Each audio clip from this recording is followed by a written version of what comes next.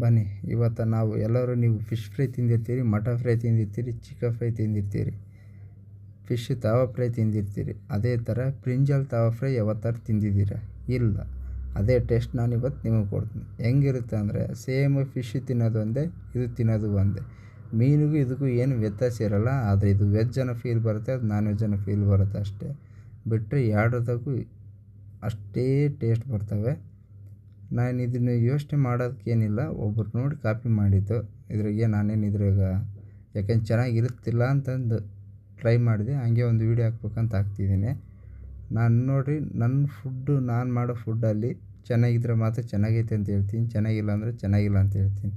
ಎಲ್ಲರ ಥರ ಸುಮ್ಮನೆ ಚೆನ್ನಾಗಿಲ್ಲ ಅಂದರೂ ಚೆನ್ನಾಗೈತೆ ಅಂತ ಹೇಳೋಕ್ಕೆ ನಾನಂತೂ ನೋಡೋರಿಗೆ ಮೋಸ ಮಾಡಲ್ಲ. ಅದಕ್ಕೆ ಹೇಳೋದು.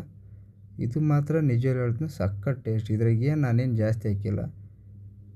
ಫಿಶ್ ತವಾ ಫ್ರೈ ಇದೈತಲ್ಲ ಮಸಾಲ, ಅದಕ್ಕೊಂದು ಲೆಮನ್ ಸೇರಿಸಿದ್ದೀನಿ, ಮತ್ತು ಒಂದು ಲೆಮನ್ ಅಲ್ಲ, ಅರ್ಧ ಲೆಮನ್ ಸೇರಿಸಿದ್ದೀನಿ, ಮತ್ತು ಉಪ್ಪು ಎಷ್ಟು ಬೇಕು ನಮ್ಮ ರುಚಿಗೆ ಅಷ್ಟು ಹಾಕಿದ್ದೀನಿ. ತಿನ್ನಬೇಕಾದ್ರೆ ಸೇಮ್ ಮೀನು ಥರ ಫೀಲ್ ಬಂತು. ಸರಿ, ನಮಗಿದು ಹಂಗೆ ತಿನ್ನೋಕ್ಕಾಗಲ್ಲಪ್ಪ, ಸ್ಪೈಸಿ ಜಾಸ್ತಿ ಐತಂದರೆ ನೀವು ಅಂದಲ್ಲಿ ಆರಾಮಾಗಿ ಕಲ್ಸ್ಕೊಂಡು ತಿನ್ಬೋದು. ಇವಾಗ ಹೆಂಗಂದ್ರೆ ನಮ್ಮ ಉತ್ತರ ಕರ್ನಾಟಕದ ಕಡೆ ಎಣ್ಣೆ ಖಾರ ತಿಂದಿರ್ತೀವಿ ನಾವು ಅಂದಾಗ, ಅದೇ ಥರ ಬದನೇಕಾಯಿನ ಸುಟ್ಟು ಅದ್ರ ಮೇಲೆ ಎಣ್ಣೆ ಖಾರ ಹಾಕ್ಯಂಡು ತಿಂತೀವಿ. ಅದೇ ಥರ ಇದನ್ನೇನು ಮಾಡ್ಬೇಕಂದ್ರೆ ಅಂದಲ್ಲಿ ಹಾಕಿ ಮಿಕ್ಸ್ ಮಾಡ್ಕೊಂಡು ತಿನ್ನಿರಿ, ಸಖತ್ ಟೇಸ್ಟು. ಇದ್ರ ಜೊತೆ ಇನ್ನೂ ಮೊಸರು ಇತ್ತಂದ್ರೆ ಸೂಪರ್. ಎಲ್ಲರೂ ಹೀಗೆ ನನ್ನ ಚಾನಲಿಗೆ ಸಪೋರ್ಟ್ ಮಾಡಿರಿ, ಹಂಗೆ ಸಬ್ಸ್ಕ್ರೈಬ್ ಮಾಡೋದು ಮಾರಕ್ಕೆ ಹೋಗ್ಬೇಡ್ರಿ, ಲೈಕ್ ಕೊಡಿರಿ. ಎಲ್ಲರಿಗೂ ಬಾಯ್.